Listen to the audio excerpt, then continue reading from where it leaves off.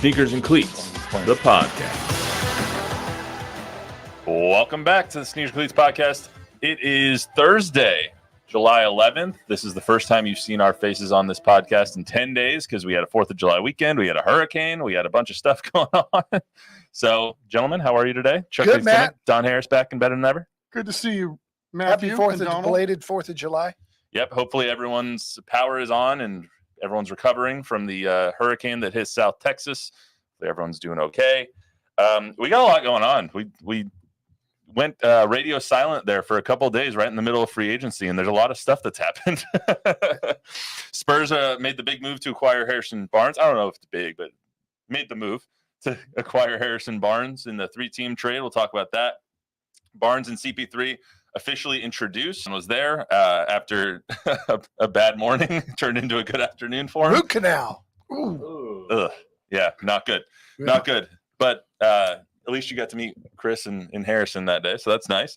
Do the Spurs have another big move in them?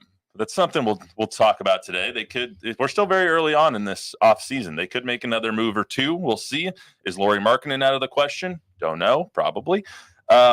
And then what are your expectations for this squad as we sit here right now? A lot of conversation about maybe this is a 40-win team, maybe it's a 30-win team, a play-in team. What does this team look like right now as we sit here, still 3 months away from the regular season? So we'll get into all that. But first, a very happy and solemn moment. This is our last number game, guys. This is 115. We started on 16 with Joe Montana. We end on 15. So what does 115 or 15 remind you guys of? Right off the bat, for me, it was Bart Starr. The Green Bay Packer fan over here. Yes, but I see on your list, it's like maybe I was a little short-sighted. Yeah, the first that popped into my head was Carmelo Anthony. But now when I see Patrick Mahomes, Patrick Mahomes. But right. The first that popped into my head was Carmelo Anthony. I don't know why. Maybe it's because I am a Bronco fan and he played for the Broncos, but Tim Tebow is the first 15 that jumped into my mind. He's so synonymous with the number 15. He is the probably top 5 college football player of all time. If you really look at his statistics and what the impact he had on the game. So Tim Tebow is the first one that comes to mind for me, even though all the other players on this list are better than he was at his given sport, in professional sports, at least. But he was iconic, I mean, he still is. Yeah. He circumcises babies now. What? You didn't see that? No. I don't want to see it. No. Well, no, you didn't have to see the circumcision, but he travels to third world countries with his church and has learned how to circumcise children. Wow. He said he was very nervous for the first one. Okay, I was thinking you'd done really good research talking about Thurman Munson being 15, Dustin Pedroia being number 15, but man, we got the full Monty today, Don. Hey, I have seen one, my own son's, and I almost passed out. We don't have to start talking about the circumcision, guys. Let's not spin too far off the rails this early in the broadcast. We have a monitor here for the first time. It's not something you want to see. Really throwing me off that we can see ourselves in such big and high definition pictures. This is what you guys are seeing. I'm sorry. But it's like, I'm right there. Also, I got the flying chanclas on today, so it's nice. Yeah, we need to find one that fits you there. I know. Well, this is one that was given to me. Matt, I was going to say, you're either getting bigger or your clothes are getting smaller. I am getting bigger. I need to go to the gym more. No, but this was given to us by the chanclas, and it's the only one I have. So I was like, I'll just wear it today. Medium. It's an XL, actually. Unfortunately, it's an XL. I wouldn't admit that. We can just honestly, we should restart this whole thing.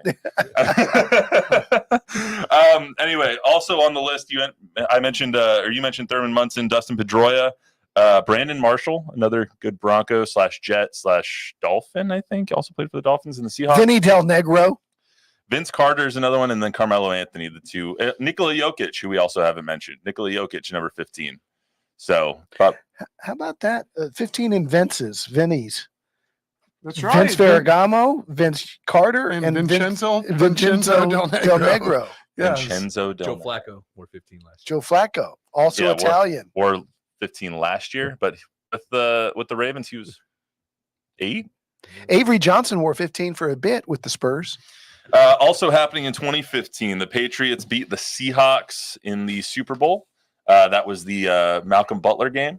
The interception on the goal line when they should have given it to Marshawn Lynch. I got the first 3 questions to Pete Carroll after that game. as one of my career highlights. I was just happened to be at that podium. It didn't even have his name on it. He just showed up to the podium that I was standing at. I was this close to him. And my first question was, why didn't you hand the ball to Marshawn Lynch? And my second question was, yeah, but why didn't you hand the ball to Marshawn Lynch? And my third question was, yeah, I get that, but why didn't you hand the ball to Marshawn Lynch? When did he start getting sick of those questions? Well, you could tell they had talked about it, and he was trying to spin it, and he was trying not to throw his offensive coordinator on the bus. They had talked about they had 2 plays they were going to run, that one on second down and Marshawn on third down, but they didn't get the chance for third down. Tom Brady was the MVP of that Super Bowl. Shouldn't have been him. It should have been Malcolm Butler for making that play. And they practiced that play actually multiple times in practice. Patriots did, ran on air, and Malcolm Butler got beat on that play. Fair enough. He doesn't get beat in the Super Bowl. He makes the interception, and the rest is history. One of the great little mini docs you can ever see is how detailed and prepared the Patriots were. 100%. And even in calling or not calling a timeout, the assistant coaches were going crazy. They were in awe of Belichick waiting for Carroll to call the timeout. And then that was the only play all season long where they had that personnel package on the field. Because they had it just for that play. And that's the only GOAT play in the Super Bowl where the GOAT, not the greatest of all time, didn't get, to me, enough of the blame. Was the play for Russell Wilson to throw an interception on that play? No. Russell Wilson got none of the blame on that play. To this day, he doesn't get any blame. Mr. Unlimited. The Royals beat the Mets in 2015, 4-1. Salvador Perez, the MVP. Chuck, I understand you have a Salvador Perez story. I do. It was back in the day when Big League Weekend was coming to San Antonio. So those folks that were putting on the Ryan Sanders baseball group brought in the Royals to play that year. And so we were in spring training out in Arizona, 8:00 in the morning, and Salvador Perez is holding court with the assembled media there. And the question was asked, hey, Salvador, are you looking forward to breaking camp in Arizona and then coming to San Antonio for a few days? Have you ever been to San Antonio? And he goes, well, my wife's not going, so therefore I'm looking forward to coming to San Antonio.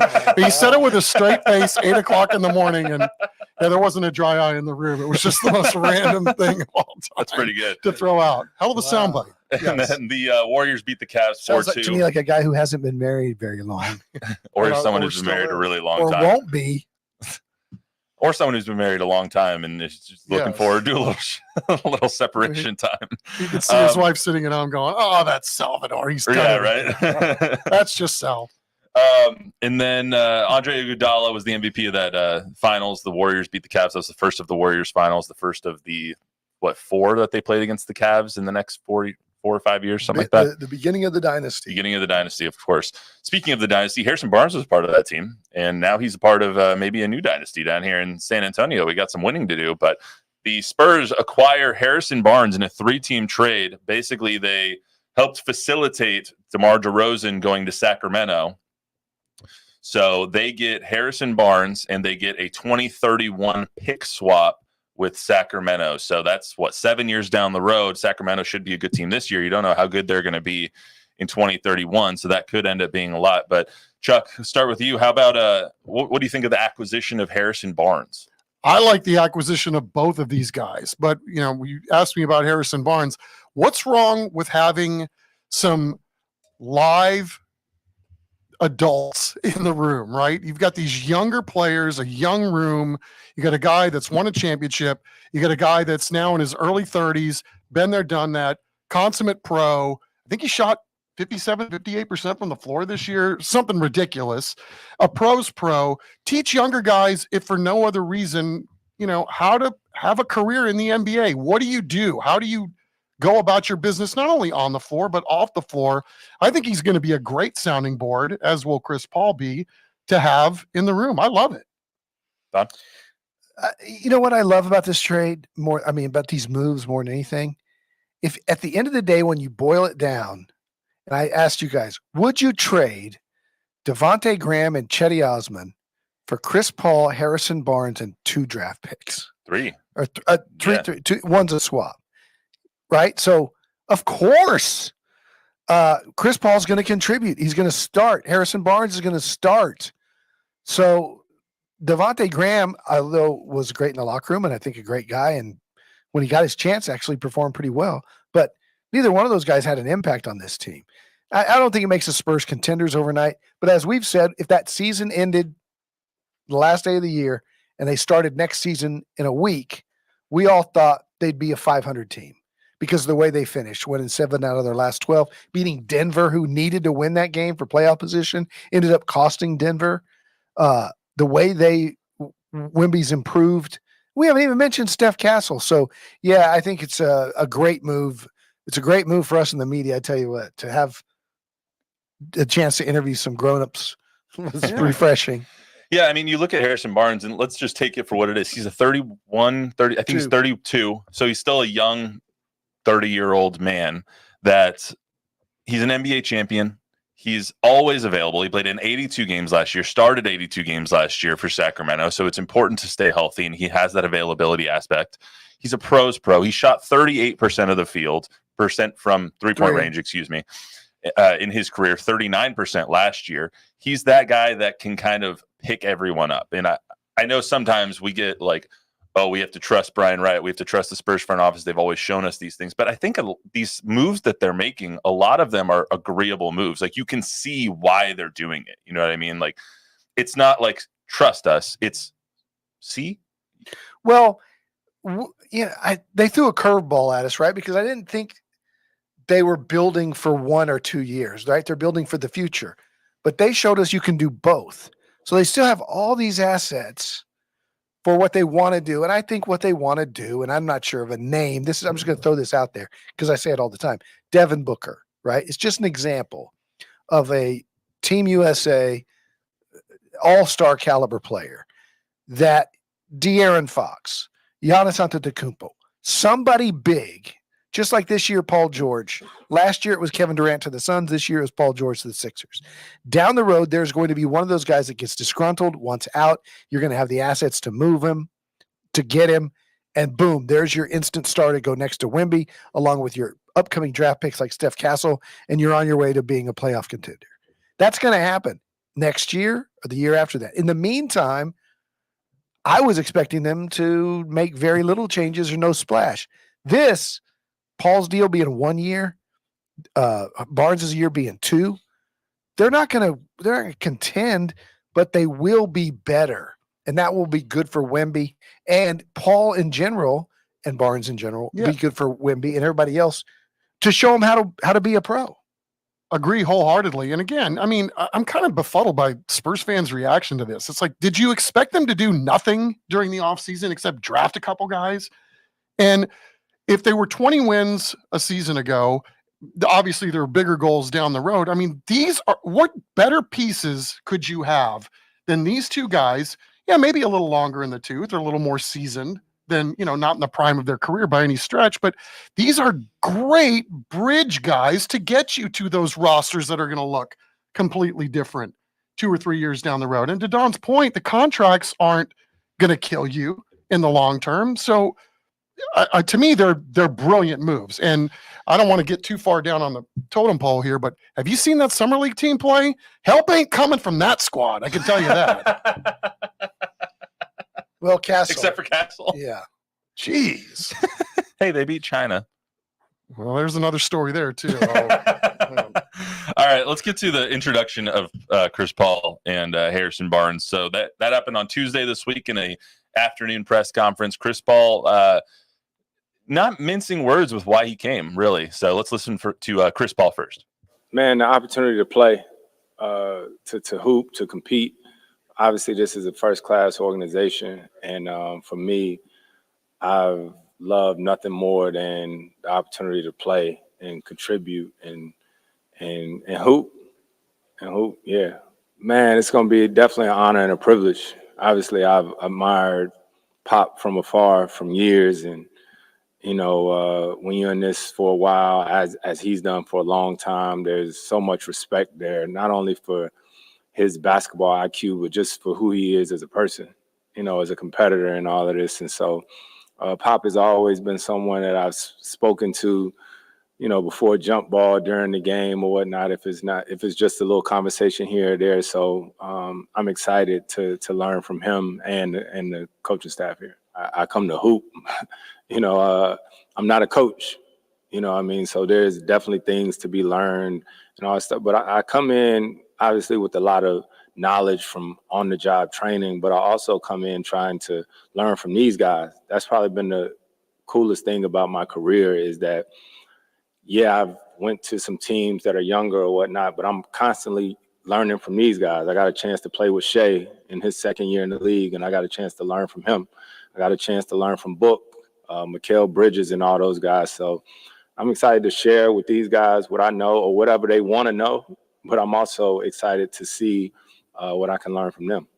So what I take from Chris Paul and what he said was he wants to play, and that's the why he came here. He didn't come here to chase a ring. He definitely could have chased a ring somewhere else. He could have lived by his family out in California, who he says are going to stay out in California, in the LA area. He could have gone to the Lakers on a minimum contract, or he could have gone to the Clippers or done whatever he wanted to do. Could he though? I mean, maybe. I don't know what his contract status was and the offers and stuff like that. But I think what I took from it is he came to play. He didn't come here to coach. He came here to be on the court.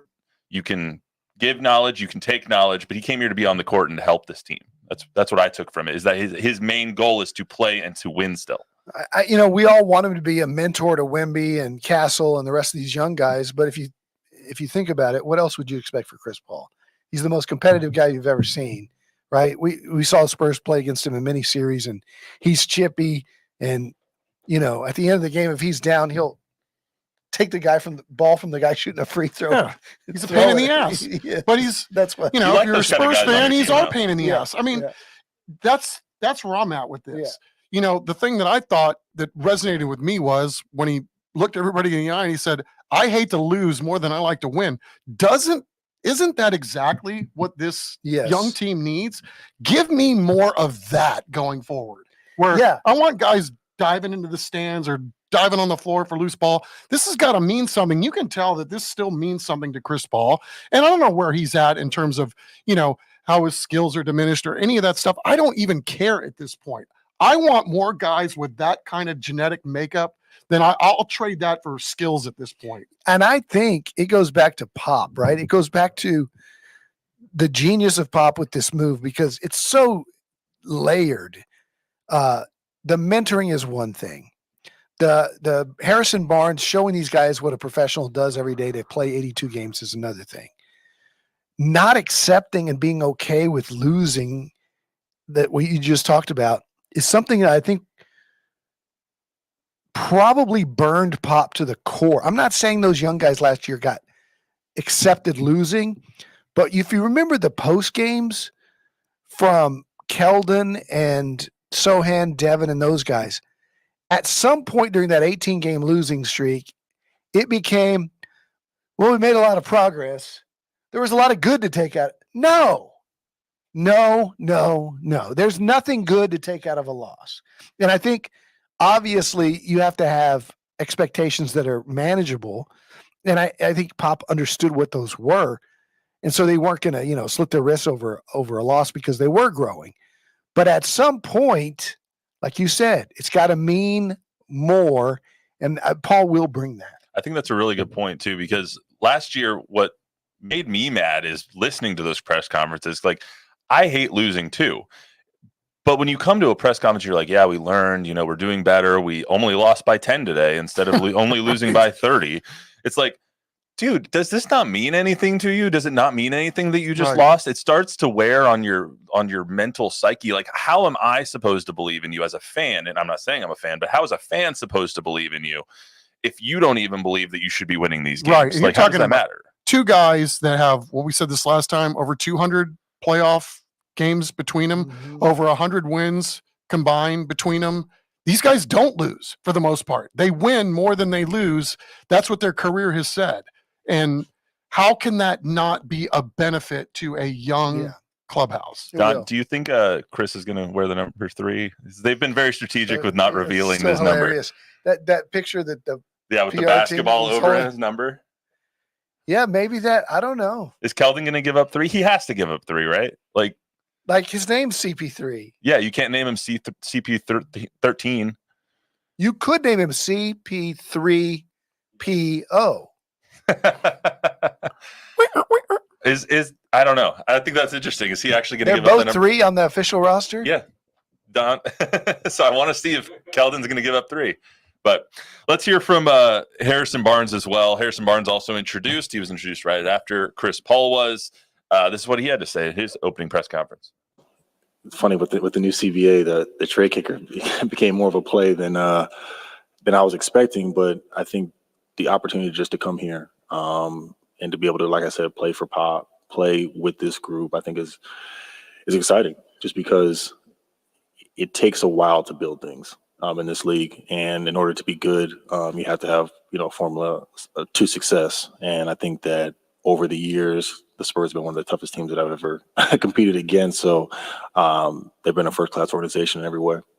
Yeah, I mean, just to do anything that's asked of me. The goal every season, is to go out there, play 82 games, give my best. The last 2 seasons I've been able to do that. So I'm excited to be able to build with this group. I know there's a lot of talent, a lot of young talent in this group, and I definitely want to try to maximize that. What'd you guys think of what Harrison Barnes had to say at his opening presser? First of all, isn't that refreshing? I mean, just a mature. It reminds me of when we had Tim and Manu. He sounded like a Spur. That was the first takeaway I had. I was like, he's been here for a day. It just sounds like an actual mature adult talking. Pro's pro, but yeah. What a great pro he is. I got lots of Harrison Barnes stories. He came to San Antonio on the Team USA 18 and under squad that practiced here under Coach K back when Kyrie Irving and Harrison Barnes were the number 1 and number 2 players in the country as high school kids. Went to North Carolina. He was out of Ames, Iowa. High school teammates with Doug McDermott. They won 57 straight games and 2 state championships in Ames, Iowa. Him and Doug on the same team. Great guy, great family. And when you said he was a member of that championship team of the Warriors that won it all, true story, the first time alcohol ever touched his lips was in that locker room with the champagne celebration. Really? That's a good start to a career. He had never had a drink in his life and doesn't drink. At North Carolina? Nope. Didn't drink at all. Doesn't drink. He's stronger than I. But I think there was a little peer pressure and then maybe accidental. Somebody shot a champagne in his mouth. It dripped off of the goggles. Yeah. Right. What do you think of Harrison Barnes and what he said at the press conference? Yeah, I mean, again, says all the right things, but I think some of it is the benefit of how he grew up in the league, right? Grew up in a winning environment, grew up around really talented players, and now maybe his role, has evolved over the years. He's probably a little bit more of not only a player, but also a mentee while he was in Sacramento. And I think he's probably going to have to elevate that part of his repertoire as well too, because he's really going to be leaned on a lot. He and Chris Paul both. Well, and you look at the teams that Harrison Barnes has played on, and he's played with Steph, Clay, Draymond, Steve Kerr. So he learned from that when he was young. Then he goes to play 2017 to 19 with the Mavericks. And then you go to a really young team who was a really young team in Sacramento for 5 years. You try and, develop with De'Aaron Fox. You try and see how Domantas Sabonis goes about his business. You learn from a bunch of different styles in that as well. So it's not just like, oh, we're getting 2 Golden State Warriors, 2 former Warriors onto this team. You're getting a bunch of guys, or you're getting 2 guys that have like different life experience and different on the job training, for lack of a better term. He's a strong post player in the post, offensively and defensively. His body strength, his base. He's not going to be the defender he was as a younger player, but he's going to have Wemby behind him. So I'm not sure that doesn't matter. And then he's that knockdown 3-point guy. He developed really well. Really need. Yeah, he developed really well as a 3-point shooter, especially in Sacramento when there was a bunch of driving kick from De'Aaron Fox. Yeah. And you have Domantas Sabonis who finds you anywhere. He's like the smaller Nikola Jokic. So let's get to Spurs making more moves. Is that it? It's only July 11th. Still need a shooter and still need a minimum big. So Zach Collins not doing it for you? No, I mean, he does, but they need one more because they lost Mamu and they lost Charles Bassey, and they need another. Still Barlow. They lost Barlow. Yeah. I was just looking at the 40,000 foot view. You get the top 40 free agents and only 12 or 15 of these guys have signed so far. I mean, how Yeah. long have we been into free agency? This is the slowest free agent market that I remember. Certainly, I'm by no means chalking my memory up to being, what it was, but I just feel like the Spurs are doing this so patiently that they're going to get somebody by default. There are going to be some players, decent players, that are still available at the end of this. Maybe there's a free agent out there right now that wants to go here, wants to go there, that, maybe they get squeezed out of that picture, and maybe by default they're going to be able to grab. I don't think they're anywhere being done, or anywhere close to being done, I should say. So I don't know. I just think it's all working out. The patience has been a virtue, and it's paying off. Go ahead. I think one key to why you're not seeing them pull the trigger, I think there's a couple of deals out there that they're still waiting to see what happens. I was told if Markkanen was to sign an extension, then they might be inclined to give Utah what they're asking for in return. But I don't think that's going to happen. I think it's less than, I think it's like 90-10. I think they're still conceivably trying to move Keldon. And then if they don't, then they can split that $8 million mid-level into two $4 million players. And you can get pretty good veterans on that at that cost. Does Keldon have a place on this roster right now? Like I don't really see where he fits in anymore. You have Harrison, who's going to take the small forward spot. You have Julian Champagny, who too, and that's where Keldon thrives. So I don't really see where exactly Keldon's going to play on this team, except for an energy guy off the bench. Yeah, especially when you add Castle into that mix on the wing. And Barnes. Not that I don't like Keldon, and we all do. Not that he doesn't fit on this team. It's just he, like, basketball wise, he might have more value to get you a similar talent who plays a different position. Correct. Plus, right. and it's the contract too. If you can move the contract, then now you're talking about a lot of other variables that open up. Like right now, who would you rather on your team, Keldon Johnson or a knockdown shooter? You know what I mean? Like you need the shooter more right now than you do a Keldon Johnson. Yeah. What I think is it's so nice to have job security, because Brian Wright there's no threat he's going to be fired. They just lost 5 seasons in a row. There's no threat he's going to be fired. Same with Pop. It's so nice to have to be able to plan for the future. Would Brian Wright be trading for 2031 pick swaps if he knew, or if he thought he had to win this year? Absolutely not. That's just not how the Spurs operate, though. They don't cycle their head coaches in and out. They don't cycle their front office in and out. They're not the Lakers. They're not here to try and appease one player. Win now if you want to keep a job. Exactly. That's not how they operate. So it's so nice to see, like, oh, well, yeah, we'll take Harrison Barnes. You guys want to win now? How about a pick swap for 2031 too? How about we throw that in, because you guys could suck in 2031 and we think we're going to be pretty good in 7 years. So I got a real good explanation from someone in the Spurs organization on the pick swaps and something called the second apron. It's real in the weeds for you. Yeah, we don't salary have to get into guys. Salary cap stuff. But here's the deal. By the time Wemby is really good, years 5, 6, 7, 8, 9 in his career, they're going to be paying Wemby what the Celtics are paying Jason Tatum, which is $78 million a year. Wemby will probably be the first $100 million a year player, right? So when you are paying that and you pay another couple of good guys, you're going to go into that second apron of the luxury tax, which means you get penalized on draft picks. You want to either get one, or you're going to be good like they were for 20 years, where you're picking at 28, 29, 30 in the draft. These pick swaps are there so that when they can't pay anybody, a good example of KCP at Denver. Denver won, they got all these guys, but they can't pay KCP because they're paying Gordon and Joker and Murray and who's the next best guy? There's 4 of them. Oh, Michael Porter Jr. They're paying all those guys. So they can't pay KCP. So he leaves and goes to Orlando. So you have the pick swap that might be the number 3 pick in the draft, who's going to play on a rookie scale deal. So they're loading up for those years when they know they're going to be cap strapped in a small market.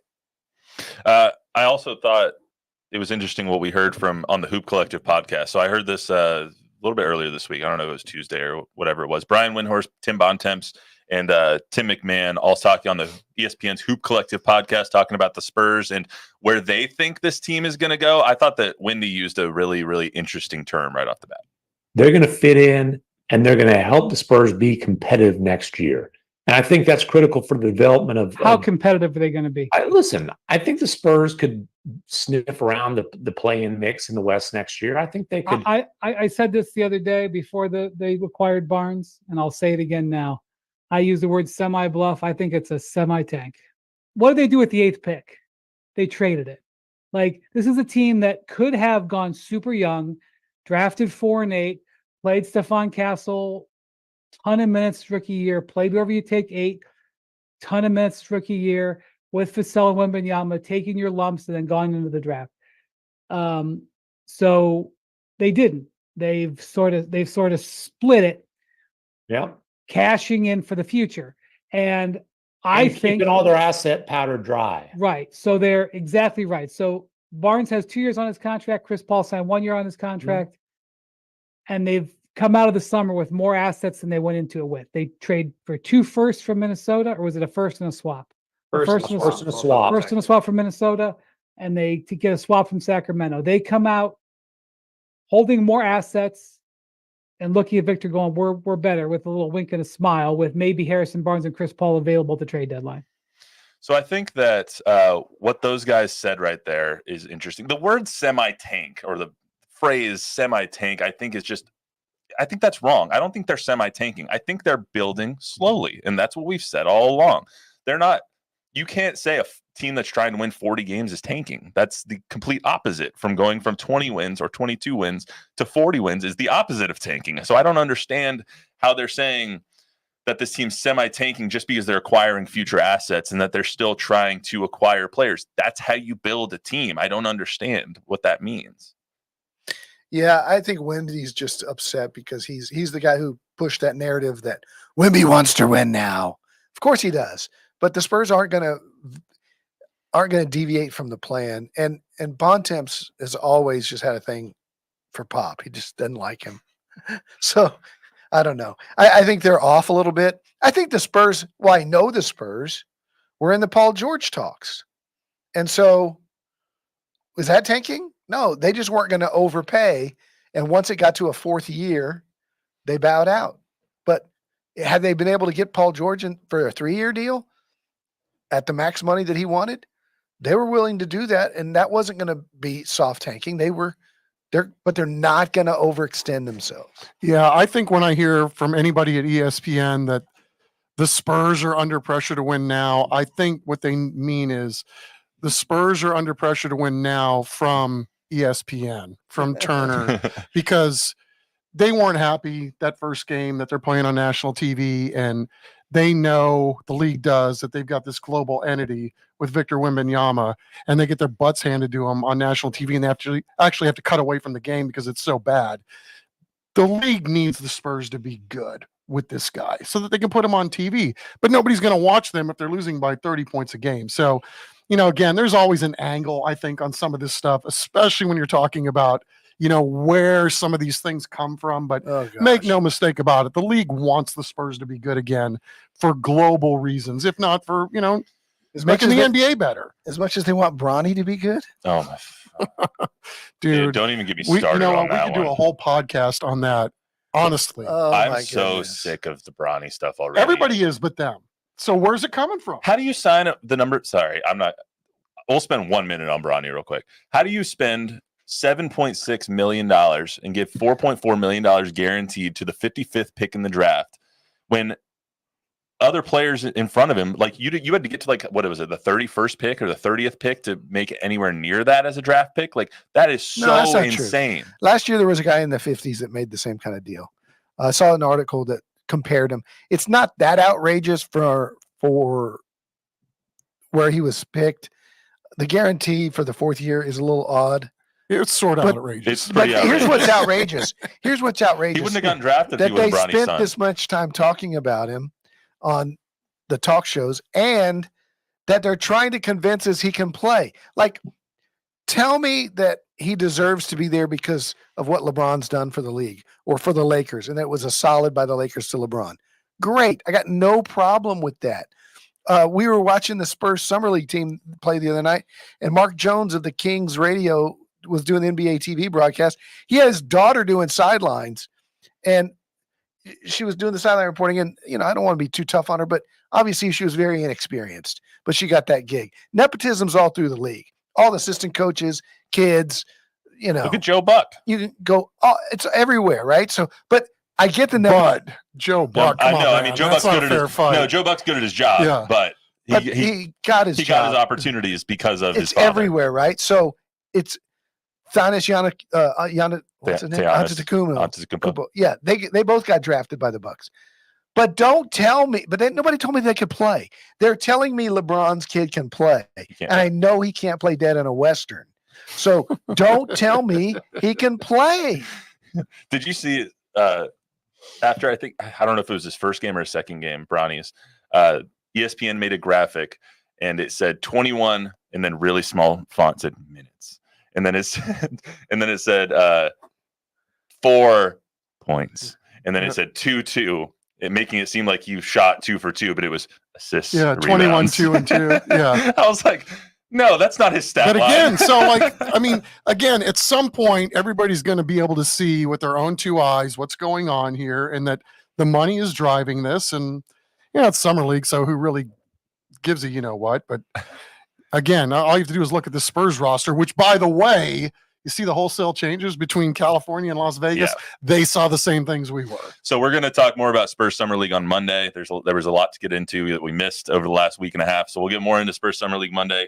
As far as the Spurs go, I like the moves. That's all I can say. I do too. That's all I can say is I like the moves. They're going to be a better team, and they're not semi-tanking. I don't Better buy than that. standing pat. All they're doing is not letting the media and letting other people outside of the organization accelerate their timeline. I would say they're in the mix for 9-10 play-in, 45 wins at this point. Yeah, I mean, you look at the Warriors last year were what, 46 and 40, 46 and 38, something like that, 46 and 36, something like that. Play-in. Yeah, and they got in the play-in. I would expect the Spurs to do something that. I mean, like that. If it's 46, they probably miss, just because that's a pretty high bar to go from 22 to 46.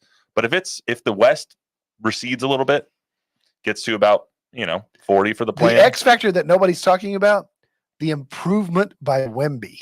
Remember, he didn't get great until about 30, 40 games in. And you look what he's doing in the summer. Oh, my goodness. You're just impressed by that back to Ridiculous. Evan Fournier block. That was a goaltend. Ridiculous. It was a goaltend. It was a goaltend. I'm talking about as a feat of athleticism. Still, you're right. You're right. All right, that's all we got for today on the Sneakers and Cleats podcast. We went a little long, went all over the map, talked about circumcision, so that's nice. Any comments, actually, before we get out of here? The red bar. Tell me about it. If you know, you know. Highway 30A, Grayton Beach, Florida. It is a world-famous establishment that serves the best crab cakes in America and is a really cool place. You would love it.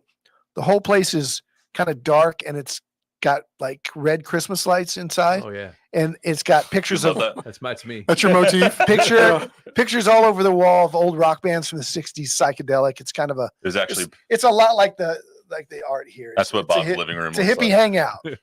Any other questions or anything like that? Hey, just along the lines you were talking about a number of wins. Robert Smith, who today we've had a ton of comments, not so many questions, but lots and lots of comments. Love comments. Keep them coming. And Robert Smith, who is always on watching us. Hi, Robert. Hi, Robert. Thanks for watching. Hey, Bob. He says, shout out Tom Guerrero. And Tom is watching. He shout out Bert. Next season, I expect 20 to 30 plus wins. So like more than last year. I don't know. It says 20-30 plus wins. So I think that's I think that would be it. So what if I was to say this? What if I was to put the over under on wins? 41 and 41 is even. So what if I was to say over under 40 and a half? I would take the over under if you set it at 32, because I just saw somewhere that I think Chris Paul has a bonus kicker that kicks in if they get 32 wins. So I'm going to go with 32 as my over and under, and I'll say over. Okay. What if I put it at 40 and a half? Would you say over or under right as we sit here right this second? We'll do this again as we get closer to I would say over, but I was so scarred from last year when I picked 40 and they won 22. I as well. Yeah. Actually, don't ever go back and listen to those September episodes of Sneakers and Cleats, please, because I really don't want to resurface all of those wrong predictions. I'm going to say I'm wearing black and silver glasses, and so I'm going to say under. You're going to say under 40 and a half. Maybe thinking 38. Okay. But I think they can win 45 games. Any other comments, real quick, before we get out? That's I it. think they're capable of it. That's called hedging your bets, That's ladies and exercise. gentlemen. Plan the parade now. Anything else, Bob? We're good. We're good. All right. That's all we got for you on Sneakers and Cleats today. Remember to download, rate, review, subscribe. That's why I don't gamble. Me too. Tell a friend, tell an enemy. I should have said this at the beginning. Sorry, Bob. Right. We will be right back here on Monday talking more Summer League action. Until then, everyone have a good weekend.